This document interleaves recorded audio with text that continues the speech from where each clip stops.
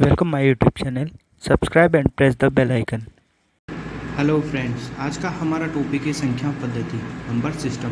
तो number system में मैं आज आपको वो संख्याएं बताऊंगा जो इम्पोर्टेंट है और एग्ज़ाम में कभी उनके क्वेश्चन भी आ ही जाता है। ठीक है, तो आज मैं आपको संख्याओं के बारे में बताऊंगा कि संख्याएं कितनी होती है, कैसी होती है, क्या होता है संख्याओं में, है ना। तो उनका डिस्क्रिप्शन भी मैं आपको दूँगा।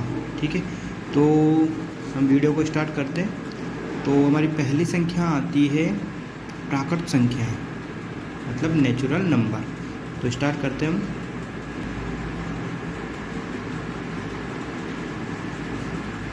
प्राकृत संख्याएं इंग्लिश में बोलते हैं नेचुरल नंबर। ठीक है, ये हमारा, ठीक है। तो नेचुरल नंबर को हम n से रिप्रेजेंट करते हैं। ठीक है, n से डिनोट करते हैं। तो हमारी प्राकृत संख्याएं क्या होती है?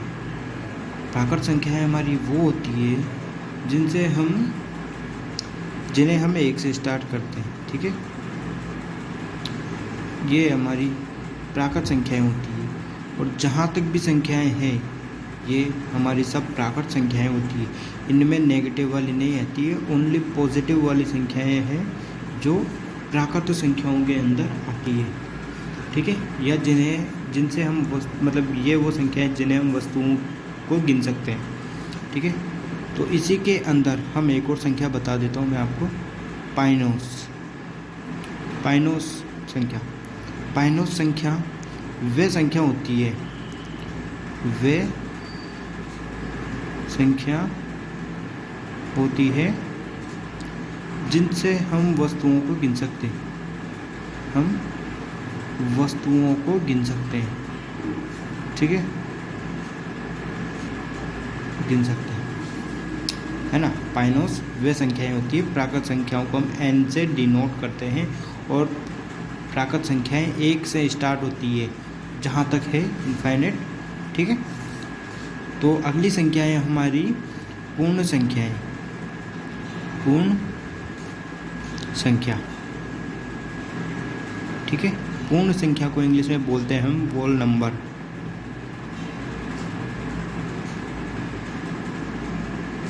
ये हमारी प्राकृत संख्याएं होती है। और प्राकृत संख्याओं को हम W से डिनोट करते हैं। ठीक है, W से डिनोट करते हैं।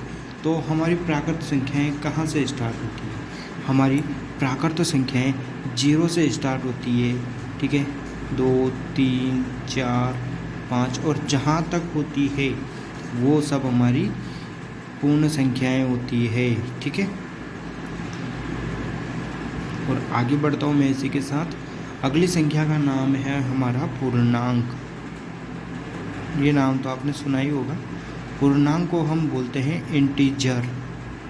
ठीक है, इंटीजर बोलते हैं इसको इंग्लिश में, और इसको डिनोट करते हैं Z। अब आप सोच रहे होंगे कि इसको तो I से डिनोट करना चाहिए। तो यहाँ पर Z से डिनोट करने का एक रीज़न है, क्योंकि जो पूर्णांक संख्या है इसकी खोज जेहलिन नामक जर्मन गणितज्ञ ने की थी। जेहलिन, ठीक है, जेहलिन नामक जर्मन गणितज्ञ है। जेहलिन नामक जर्मन गणितज्ञ ने की थी। ठीक है, तो Z पूर्णांक वे संख्याएं होती है जो अनंत से स्टार्ट, माइनस अनंत से स्टार्ट होती है। -2, -1, 0, 1, 2, 3, 4 डैश डैश डैश डैश, ये सब हमारी पूर्णांक संख्याएं होती है। ठीक है, और इसकी खोज किसने की थी? जेहलिन नामक जर्मन गणितज्ञ ने। ठीक है, ये हमारी पूर्णांक संख्याएं होती है और इसे हम Z से डिनोट करते हैं। ठीक है, अब मैं आपको इन तीनों में से एक चीज़ बता देता हूँ तीनों का, कि जैसे 0.5, ठीक है, 2/3, 1.3 या ऐसी संख्याएं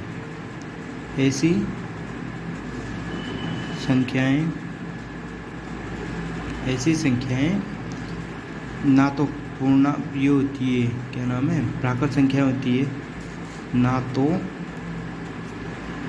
प्राकृत संख्याएं होती है, प्राकृत, ना ही पूर्ण संख्याएं होती है, और ना ही पूर्णांक संख्याएं होती है। पूर्णांक संख्याएं होती है। अगर ऐसी संख्याएं आ जाती है और आपसे कहेगी इनमें संख्याएं कौन सी है, तो ये तीनों संख्याएं प्राकृत, पूर्ण और पूर्णांक संख्याएं नहीं होती है। ठीक है, तो इसी प्रकार मैं आगे बढ़ता हूँ, आगे वाली संख्या बता देता हूँ। अगली संख्या है हमारी परिमेय संख्याएं। ये जो मैं संख्याएं बता रहा हूँ आपको, ये इम्पोर्टेंट संख्याएं हैं। ठीक है, जो एग्ज़ाम में एग्जामिनर अधिकतर पूछ लेता है। तो हम परिमेय संख्याओं को इंग्लिश में बोलते हैं रेशनल नंबर। रेशनल नंबर, ठीक है, ये हमारी परिमेय संख्या है। परिमेय संख्याएं क्या होती हैं? पहली बात तो परिमेय संख्याएं वे संख्याएं होती है जिन्हें हम P/Q के रूप में प्रदर्शित करते हैं। ठीक है, रूप में लिखा जा सकता है। ठीक है, P/Q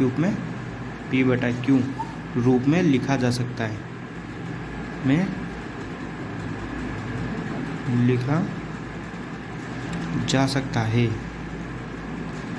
उन्हें हम परिमेय संख्याएं कहते हैं। P/Q, P belongs to Z। P belongs to Z का मतलब है कि जो हमारा P है वो पूर्णांक संख्याएं होती है। ठीक है, और जो Q है वो भी हमारा इंटीजर हो सकता है। ठीक है, बट इसकी एक कंडीशन है कि जो Q है वो नॉट इक्वल टू 0 होगा, क्योंकि हमारा Q का मान 0 नहीं होना चाहिए। ठीक है, ये कंडीशन है। यहाँ पर परिमेय संख्याओं में कंडीशन होती है, जो ये कंडीशन है। ठीक है, ये कंडीशन कि हमारा P कहाँ से बिलोंग करना चाहिए, Q कहाँ से बिलोंग करना चाहिए, और Q का मान नहीं होना चाहिए 0। ठीक है, अब इसी प्रकार मैं आपको एग्जांपल बता देता हूँ कि हमारी परिमेय संख्याएं कैसी होती है।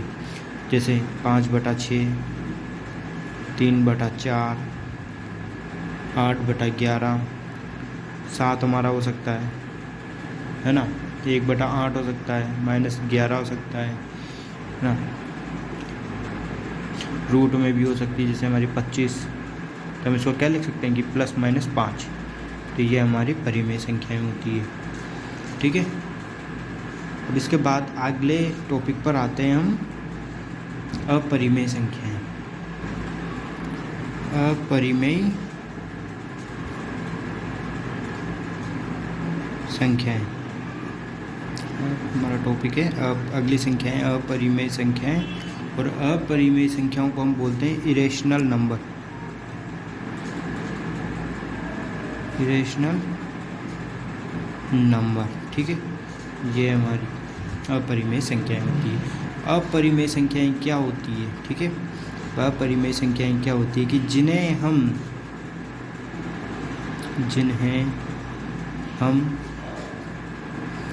P/Q के रूप में नहीं लिख सकते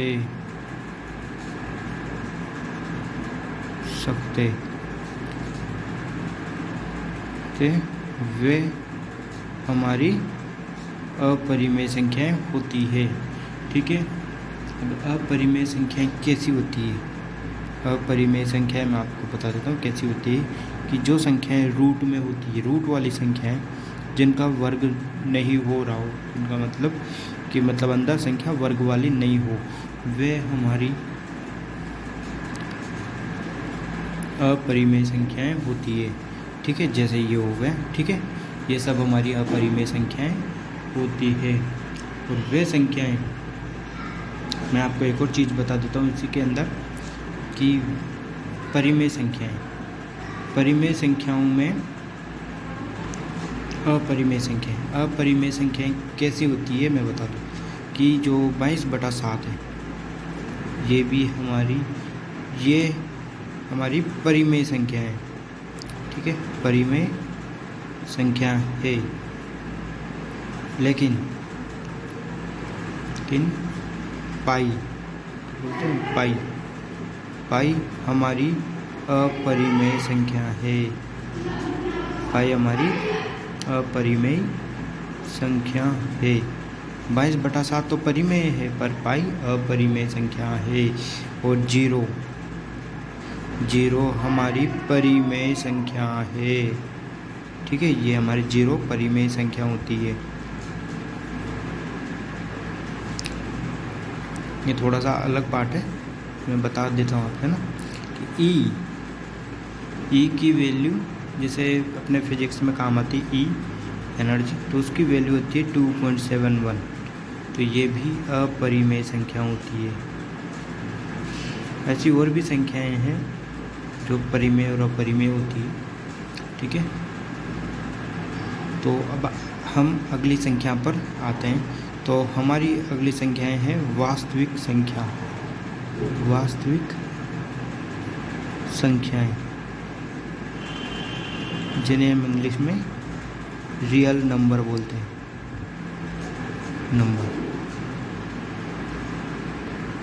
रियल नंबर क्या होता है ना? तो रियल नंबर वह होता है कि जिन संख्याओं का मतलब वह संख्याएं, यहाँ लिख देता हूँ मैं, वह संख्याएं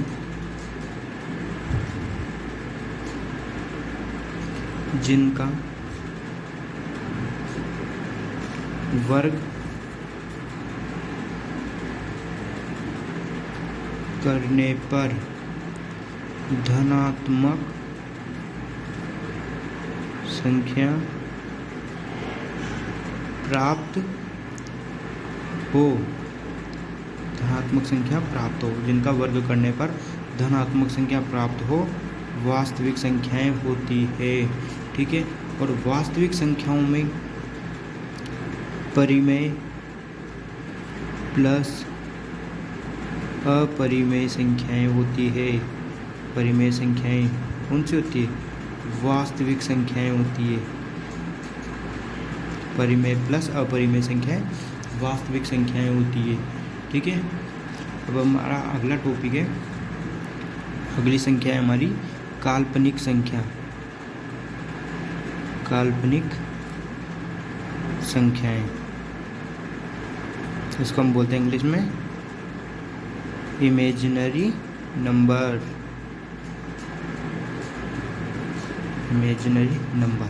अब हमारा इमेजिनरी नंबर क्या होता है कि जिन संख्याओं का वर्ग करने पर, संख्याओं का वर्ग करने पर ऋणात्मक संख्या प्राप्त हो, वह सब हमारी काल्पनिक संख्याएं होती हैं, ठीक है। अब आप सोच रहे होंगे कि वर्ग करने पर तो पॉजिटिव संख्याएं मिलती है, तो ऐसी भी संख्याएं होती है जिनका वर्ग करने पर ऋणात्मक संख्या प्राप्त होती है।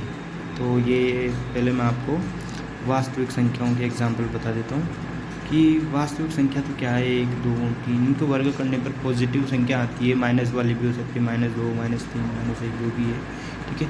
अब काल्पनिक संख्याओं के एग्जाम्पल मैं बता देता हूँ, ठीक है। काल्पनिक संख्या होती है जैसे हमारा -√4, √6, माइनस का ये, -7, -8, -9, ये सब हमारी काल्पनिक संख्याएं होती है। और ऐसी सेम संख्याएं ही काल्पनिक संख्या होती है। तो इसी प्रकार हमारी अगली संख्या होती है सम्मिश्र संख्या।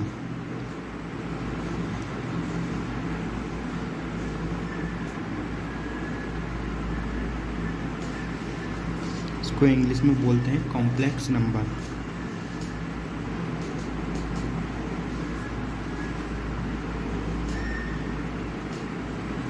Complex number.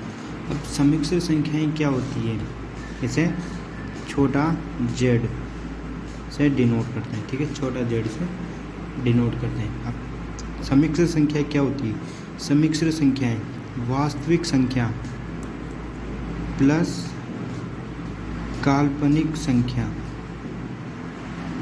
मतलब वास्तविक संख्याएं प्लस काल्पनिक संख्याएं होती है, वो समिश्र संख्याएं होती है। का योग वास्तविक संख्या तथा काल्पनिक संख्या का योग समिश्र संख्या होती है।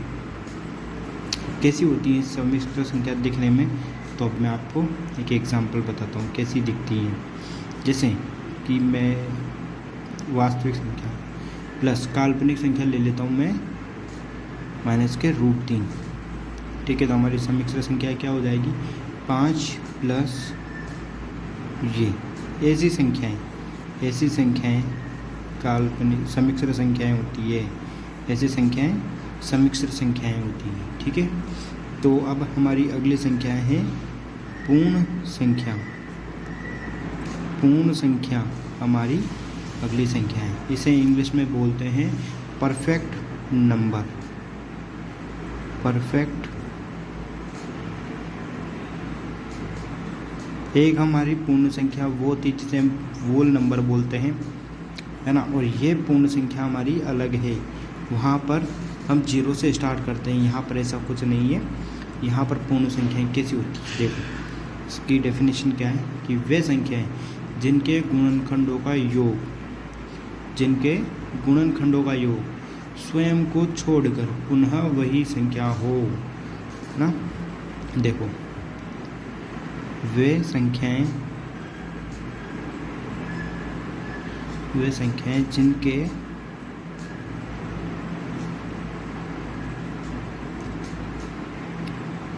गुणनखंडों का योग, यहाँ पे लिख दो, स्वयं को छोड़कर पुनः वही संख्या प्राप्त हो, वो क्या होता है, पूर्ण संख्या होती है। पूर्ण संख्या में देखो कैसी होती है, एग्जाम्पल देखो कि 6, ठीक है। अब यहाँ पर संख्या 6 है एग्जाम्पल में, ठीक है। अब संख्या 6 के गुणनखंड क्या होते हैं मेरे, 1 6 होगा, 2 3 होगा, यही इसके गुणनखंड होंगे, ठीक है। अब यहाँ पर बोला गया है कि इसके गुणनखंड क्या है, 1 2 3 और ये 6, इसके गुणनखंड ये है, ठीक है। तो स्वयं को छोड़कर, जो ये है इसको छोड़कर बाकी संख्याओं का योग कर दो, गुणनखंडों का योग। तो 1 + 2 + 3 कितना हो जाएगा, 6। तो ये हमारा 6 आ गया, ठीक है, पुनः वही संख्या आ गई। अगला एग्जाम्पल लेता हूँ मैं इसी के साथ 28, ठीक है। अब 28 के गुणनखंड क्या होते हैं, 1 × 28, 2 × 14, है ना। 3 से 3 का नहीं आता है, 4 का आता है, 4 × 7, ये इसके गुणनखंड होते हैं, ठीक है। अब यहाँ पर लिख लेता हूँ मैं 1 2 4 7 14 28, ठीक है, ये इसके गुणनखंड है। अब मैं इनको जोड़ देता हूँ, 28 को छोड़कर मतलब स्वयं को छोड़कर, ठीक है। तो 1 + 2 + 4 + 7 + 14, तो कितना हो जाएगा हमारा, 7 21 और ये कितना हो जाएगा, 7 21 7 28, जो हमारा वापस वही संख्या प्राप्त हो गई। मतलब वे संख्याएं जिनका गुणनखंडों का योग स्वयं को छोड़कर पुनः वही संख्या प्राप्त होती है, वो हमारी पूर्ण संख्या परफेक्ट नंबर होती है, ठीक है। इसी प्रकार एक और क्वेश्चन जो आप खुद कर लेना, 496, ठीक है, इसके गुणनखंड आप कर लेना, तो वापस यही संख्या प्राप्त हो जाएगी, ठीक है। तो इसी के साथ हम अगली संख्या पर आते हैं, होती है हमारी अभाज्य संख्या। अभाज्य संख्या, इंग्लिश में हम इसको बोलते हैं प्राइम नंबर। ये हमारी अगली संख्या है, ठीक है। अब अभाज्य संख्याएं क्या होती है? अभाज्य संख्याएं क्या होती है? तो अभाज्य संख्याएं वे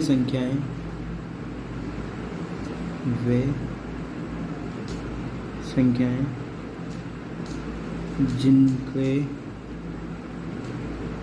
गुणनखंड संभव नहीं हो। वे संख्याएं जिनके गुणनखंड संभव नहीं हो, वो क्या होती है? अभाज्य संख्याएं होती है। और अभाज्य संख्याएं जिनमें केवल एक का भाग जाता है, एक का वह स्वयं का भाग जाता है, स्वयं संख्या का भाग जाता है, संख्या का भाग जाता है, वो संख्याएं हमारी अभाज्य संख्याएं होती है। जैसे 2, 3, 5, 7, 11, 13, 17, 19, ये वो संख्याएं हैं, ये सब वो संख्याएं हैं जिनमें ओनली एक का भाग जाता है, एक का और स्वयं का भाग जाता है, स्वयं का भाग जाता है। ये वही संख्याएं जिनमें एक का और स्वयं का भाग जाता है, ठीक है। हाँ, एक और बात, इसके अंदर एक न तो भाज्य है और न ही अभाज्य है। एक न तो भाज्य है, एक संख्या न तो भाज्य है और न ही अभाज्य संख्या है, संख्या है, ठीक है। एक न तो भाज्य और न ही अभाज्य है, ठीक है। अगली संख्या है हमारी भाज्य संख्याएं, इंग्लिश में बोलते हैं कंपोजिट नंबर, ठीक है। अब भाज्य संख्याएं क्या होती है? भाज्य संख्याएं वे होती है जिनके गुणनखंड संभव हो, वे संख्याएं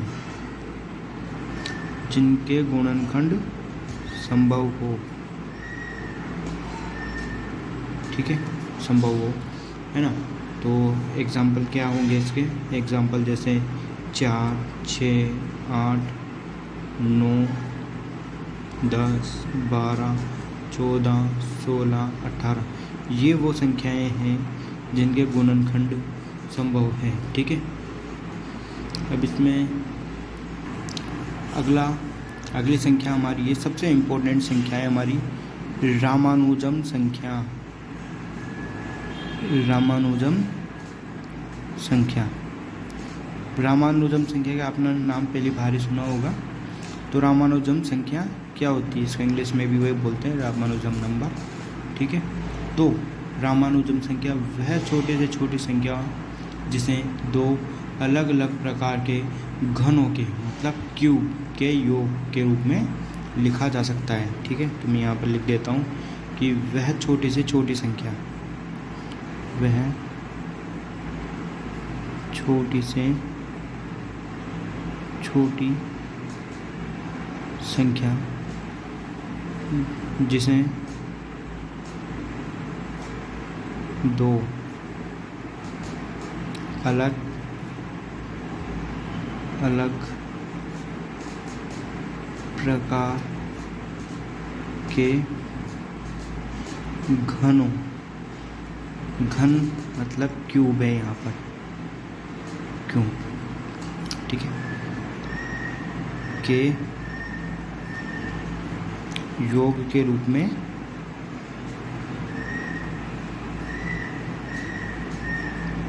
में लिखा जा सकता है।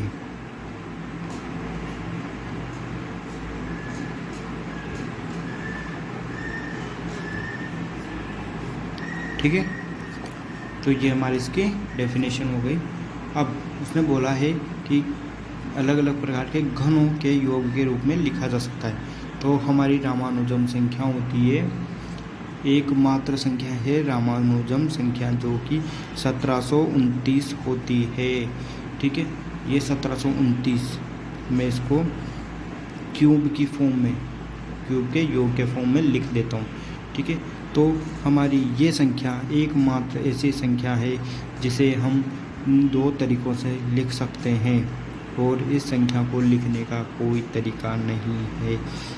ये 10 का क्यूब 1000 प्लस 9 का क्यूब होता है 729, जो हमारा 1729 प्राप्त होता है ना। और इसका दूसरा तरीका है 12 का क्यूब प्लस 1 का क्यूब, जिससे हमें प्राप्त होता है 1728 प्लस 1, ये हमारा 1729।